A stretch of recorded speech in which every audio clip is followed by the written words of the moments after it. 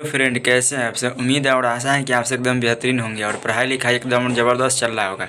अगर आप लोग भी 2026 में एग्ज़ाम देने वाले हो 12th का, तो आप लोग मेरे चैनल से जुड़ जाए और पीडीएफ नोट्स बिल्कुल फ्री में दे रहे हैं।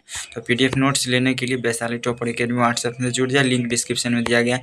नहीं तो इस नंबर पर मैसेज कीजिए, इस पर जोड़ दिया जाएगा आपको 62 023 38 462। इस नंबर पर कांटेक्ट कीजिए, आपको व्हाट्सएप ग्रुप में जोड़ दिया जाएगा और पीडीएफ बिल्कुल फ्री में दे दिया जाएगा। इसका पार्ट 1 और पार्ट 2 वीडियो बता दिए, पार्ट 1 और पार्ट वीडियो 1 में। तो आप लोग जाकर प्लेलिस्ट चेक करते हैं और आराम से देख सकते हैं। सिलेबस मात्र 6 महीना के अंदर में पूरे सब्जेक्ट करवा देंगे, Hindi, English, math, physics, chemistry. तो आप लोग आराम से देखिए। कल ही इतना तक बता दिए थे, अगला टॉपिक है, इस सब कल ही बता दिए थे। पिछले वीडियो में यह सब हम क्लियर कर दिए थे। पिछले वीडियो में कहाँ तक क्लियर किए थे, चलिए देखते हैं। ये सब बता दिए थे पिछले वीडियो में।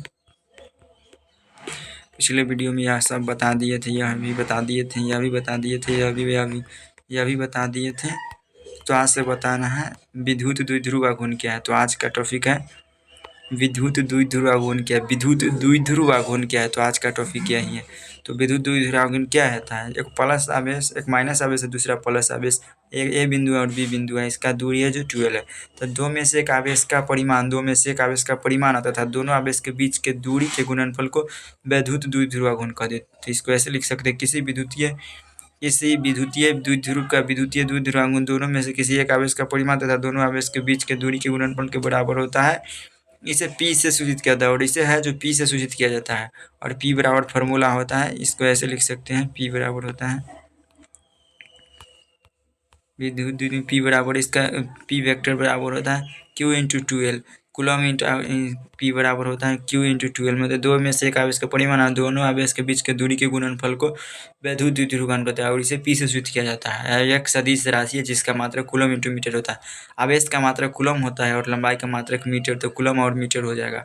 और एक कूलम मीटर बराबर होता है 3×10⁻29 डिवाइड। तो आप लोग को विद्युत द्विध्रुव आघूर्ण बढ़िया तरीका से समझ में आ गया होगा। नहीं तो चलिए रिपीट कर देते हैं। दो में से एक आवेश का परिमाण और दोनों आवेश के बीच के दूरी के गुणनफल को विद्युत द्विध्रुव आघूर्ण कहते हैं। और इसे P से सूचित किया जाता है और एक अदिश राशि है। P बराबर फार्मूला आता है Q इंटू 12 और एक कूलम इंटू मीटर बराबर होता है 3×10⁻29 डिवाइड। तो आप लोग को यह ध्यान में बढ़िया तरीका से रखना है। तो अगले टॉपिक पर आते हैं। विद्युत द्विध्रुव क्या है? विद्युत द्विध्रुव क्या है? सेंट्रल एग्जाम 2021 में पूछा हुआ है। विद्युत द्विध्रुव क्या है? तो दो में से एक आवेश जब समान परिमाण परंतु विपरीत समान परिमाण का किंतु विपरीत के दो बिंदु आवेश एक दूसरे से बहुत अल्प दूरी पर स्थित होता है, तब दोनों आवेशों के निकाय को विद्युत द्विध्रुव। जब समान परिमाण के तथा अलग अलग आवेश के बीच की दूरी अलग अलग हो तो उसे विद्युत द्विध्रुव कह देता है। ऐसे लिख सकते हैं, दो में से एक आवेश के परिमाण और दोनों आवेश के बीच की दूरी को विद्युत द्विध्रुव कहते हैं। ऐसे भी लिख सकते हैं, दो में से एक आवेश का परिमाण और दोनों आवेश के बीच की दूरी को विद्युत द्विध्रुव कहते हैं। ऐसे 12 से सूचित किया जाता है। विद्युत द्विध्रुव अर्थात दोनों बीच की दूरी को 12 द्वारा सूचित किया जाता है। तो आप लोग को विद्युत द्विध्रुव भी बढ़िया तरीका से समझ में आ गया। अगला टॉपिक पर आते हैं। दो विद्युत बल रेखाएं एक दूसरे को क्यों नहीं काटती है? जब दो विद्युत बल रेखा एक दूसरे को क्यों नहीं काटती है, हो गया। दो विद्युत द्विध्रुव एक दूसरे को क्यों नहीं काटती है? दो विद्युत बल रेखा एक दूसरे को क्यों नहीं काटती? जैसे ये हो गया, जो इधर से निकल रहा है और इधर से निकल रहा है और इधर जा रहा है, इधर जा रहा है, लेकिन एक दूसरे को कभी नहीं काटेगा। तो दो विद्युत द्विध्रुव एक दूसरे को इसीलिए नहीं काटती है क्योंकि कटान बिंदु पर दो स्पर्श रेखाएं खींची जा सकती है, जो कि असंभव है। तो यही कारण है कि नहीं काट सकती। तो चलिए इसका टॉपिक है, विद्युत बल रेखाएं एक दूसरे को क्यों नहीं काटती है? विद्युत बल रेखाएं एक दूसरे को क्यों नहीं काटती है? तो विद्युत बल रेखाएं एक दूसरे को नहीं काटती है। विद्युत बल रेखाएं एक दूसरे को नहीं काटती है क्योंकि ऐसी स्थिति में कटान बिंदु पर दो स्पर्श रेखाएं खींची जा सकती है। क्योंकि ऐसी स्थिति में ना कटान बिंदु पर दो स्पर्श रेखाएं खींची जा सकती है, इसलिए एक बिंदु पर दो दिशाओं में विद्युत क्षेत्र होती है जो असंभव है। तो दो विद्युत बल रेखा एक दूसरे को इसी कारण है कि नहीं काटती है। विद्युत बल रेखा एक दूसरे को नहीं काटती है क्योंकि ऐसी स्थिति में कटान बिंदु पर दो स्पर्श रेखाएं खींची जा सकती है, इसलिए एक बिंदु पर दो दिशाओं में विद्युत क्षेत्र होती है जो असंभव है। तो आप लोग को बढ़िया तरीका से समझ में आ गया। और अगला टॉपिक पर आती है। अगला टॉपिक है, आवेश का क्वांटमीकरण क्या है? आवेश का क्वांटमीकरण क्या है? आवेश का क्वांटमीकरण क्या है? तो आवेश का क्वांटमीकरण क्या होता है? किसी वस्तु पर न उपस्थित आवेश सदैव मूल आवेश इलेक्ट्रॉन का पूर्ण गुणज होता है, पूर्णांक गुणज होता है। किसी वस्तु पर उपस्थित आवेश का परिमाण मूल आवेश का हमेशा पूर्णांक गुणज होता है। यदि किसी आवेश पर उपस्थित आवेश Q परिमाण है तब Q बराबर इसका फॉर्मूला होता है प्लस माइनस n, और जहाँ जहाँ एन होता है जो नंबर होता है 1 2 3, और ई होता है जो इलेक्ट्रॉन की संख्या। तो आवेश को अनिश्चित विभाजित नहीं किया जा सकता, जैसे 4.2 में आवेश को विभाजित नहीं किया जा सकता है। आवेश हमेशा पूर्ण गुणों, जैसे 4 इलेक्ट्रॉन ग्रहण कर सकता है, 2 इलेक्ट्रॉन ग्रहण कर सकता है, 1 इलेक्ट्रॉन, लेकिन दशमलव में नहीं होगा। तो इसको फिर से समझते हैं। किसी भी वस्तु पर उपस्थित आवेश ना सदैव मूल आवेश इलेक्ट्रॉन का पूर्ण गुणज होता है। यदि किसी वस्तु पर उपस्थित आवेश क्यू है, तब क्यू बराबर फॉर्मूला होता है प्लस माइनस एन, और एन होता है नंबर और ई होता है इलेक्ट्रॉन की संख्या। तो आप लोग को आवेश का परिमाणीकरण समझ में आ गया होगा, क्वांटमीकरण।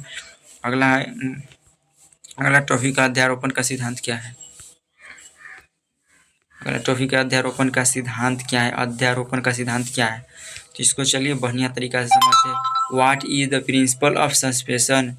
यदि किसी निकाय में अनेक आवेश हो तो सभी बिंदु आवेश द्वारा एक अकेले बिंदु आवेश पर लगाया गया कुल बल अलग अलग बिंदु आवेशों के द्वारा लगाया गया बल के सदिश योग के बराबर होता है।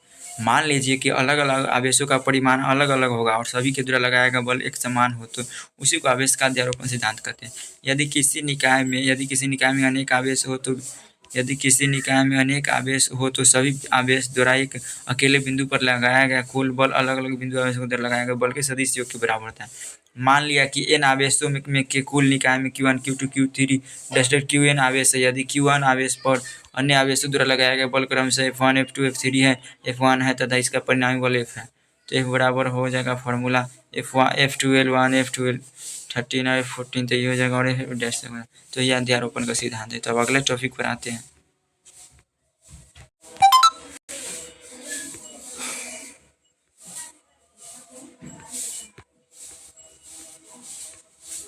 तो अगला टॉपिक है कूलॉम का नियम क्या है। अगला टॉपिक कूलॉम के नियम को लिखें। तो कूलॉम का नियम क्या है, कूलॉम के नियम को लिखे। तो कूलॉम के नियम को लिखिए।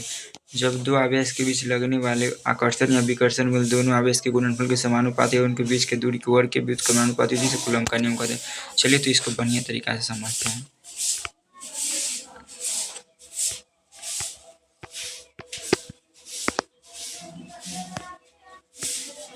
फाइनली समझते हैं आवेश का कूलॉम के नियम क्या है। तो कूलॉम का नियम है जो काफ़ी ज़्यादा बार पूछा गया है, और ये VVI 2026 के लिए। तो आप लोग इसको VVI लगा लीजिएगा और इसको बढ़िया तरीका से समझ कर और नोट कर लीजिएगा कॉपी में। आप लोग एक फेयर कॉपी बनाइएगा और मेरे व्हाट्सएप पर मैसेज कर दीजिएगा, मैं देखूँ। तो कूलॉम का नियम क्या है, तो दो आवेश के बीच लगने वाला विद्युत आवेश, जैसे Q1 आवेश हो गया और Q2, तो दो आवेश के बीच लगने वाला विद्युत स्थैतिक बल दोनों आवेश के गुणनफल के बराबर, दोनों आवेश के गुणनफल के समानुपाती होता है, समीकरण 1 मान लीजिए। और दो आवेशों के बीच लगने वाला विद्युत स्थैतिक बल दोनों आवेश के बीच के दूरी के वर्ग के व्युत्क्रमानुपाती होता है, जिसे कूलॉम का नियम कहते हैं। और यहाँ समीकरण 1 और समीकरण 2 से चलते हैं। तो समीकरण 1 और समीकरण 2 से हो जाएगा F बराबर हो जाएगा F बराबर 1/4 पाई एप्सिलॉन Q1 Q2 बटा R स्क्वायर। तो यही हो जाएगा। तो आप लोग को समझ में आ गया कूलॉम का नियम क्या है। कूलॉम का नियम क्या है, जब दो आवेश के बीच लगने वाले आकर्षण या विकर्षण बल दोनों आवेशों के गुणनफल के समानुपाती होता है और उनके बीच के दूरी के वर्ग के व्युत्क्रमानुपाती होता है, जिसे कूलॉम का नियम कहते हैं। Q1 और Q2 आवेश के बीच लगने वाला विद्युत स्थैतिक बल F समानुपाती होता है Q1 Q2 और समानुपाती 1/r स्क्वायर। समीकरण 1 और समीकरण 2 से चलेंगे तो कूलॉम का नियम निकल के बराबर 1/4 pi epsilon Q1 Q2 1/r square हो जाएगा। तो आप लोग को बढ़िया तरीका से समझ में। अगला टॉपिक है आवेश संरक्षण का सिद्धांत क्या है। आवेश संरक्षण का सिद्धांत क्या है, अभी भी क्वेश्चन काफ़ी बार पूछा गया है। तो आवेश संरक्षण का सिद्धांत क्या है, तो वैसा विद्युत आवेश जिसे न तो उत्पन्न किया जा सकता है,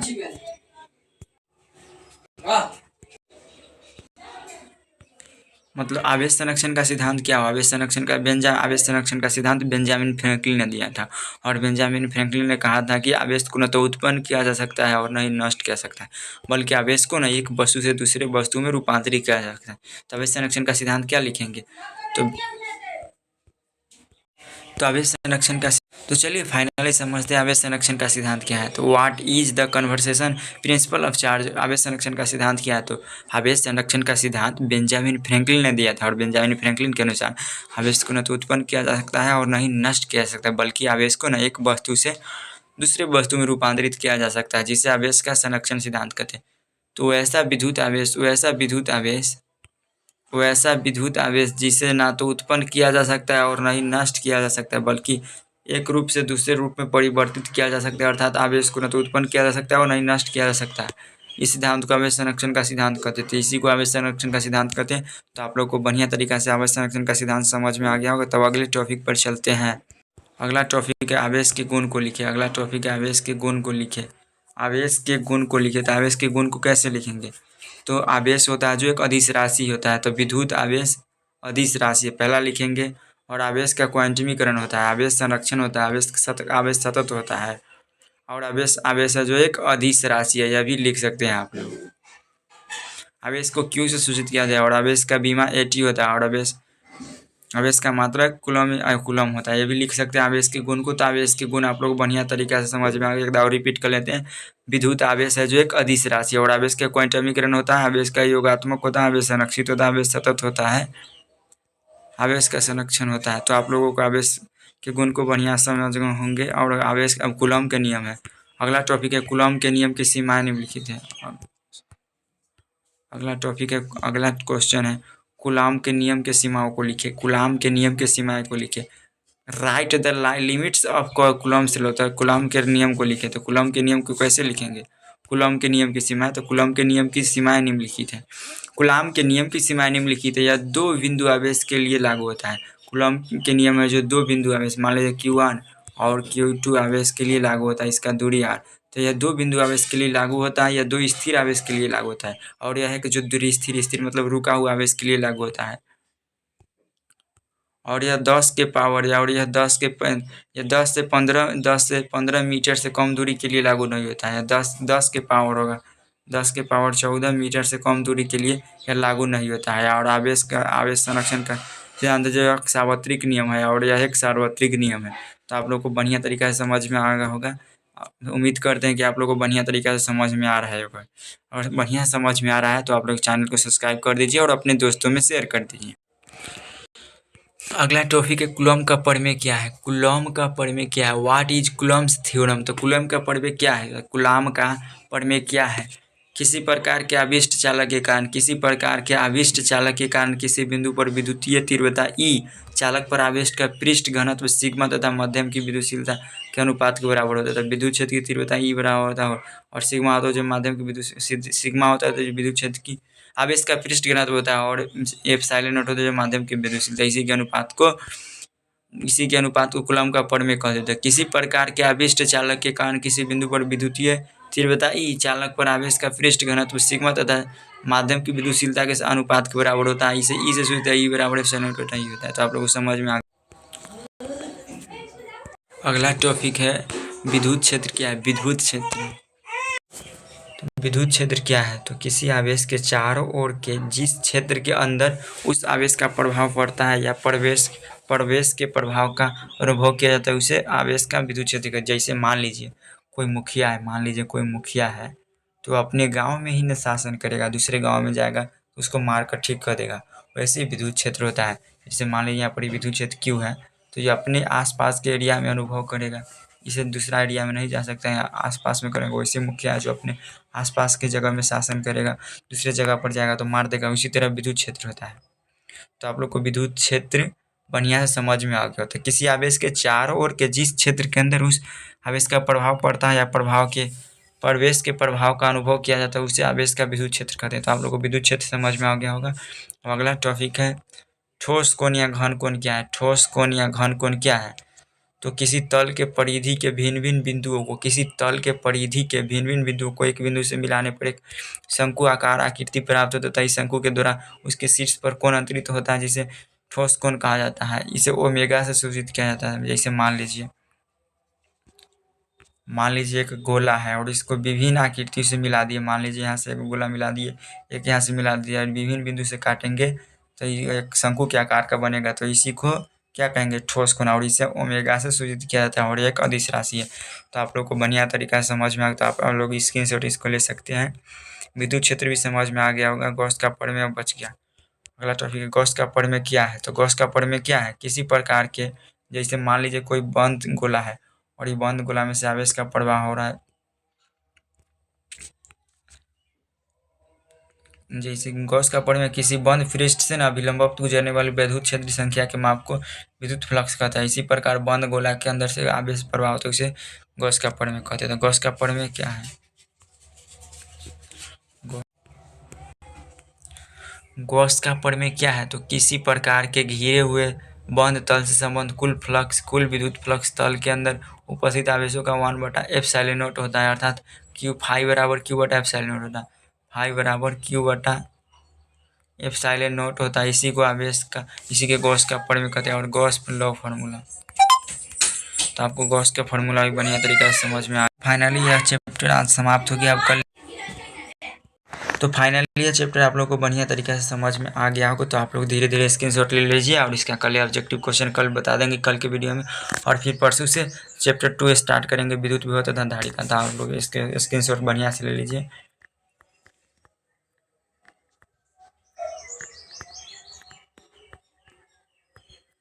स्क्रीनशॉट ले लीजिए बढ़िया तरीके से आप लोग इसका, और कॉपी में नोट कर लीजिए। काफ़ी ज़्यादा वीवीआई ढूंढ के लाए हैं तो उसके बाद बताएं। वीवीआई पॉइंट बना है, इसी से आपके एग्जाम में पूछेगा और इससे बाहर नहीं पूछेगा। तो आप लोग आराम से ले लीजिए स्क्रीनशॉट इसको और याद कर लीजिए बेहतर तरीक़ा से, इसी में से एग्जाम में आएगा आप लोगों को।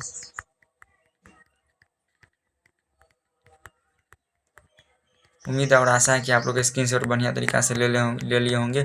और आपके कोई छोटे भाई बहन है 10th के भी तैयारी करना चाहता है तो इसी चैनल पर 10th की भी तैयारी कराया जाता है और 12th के भी।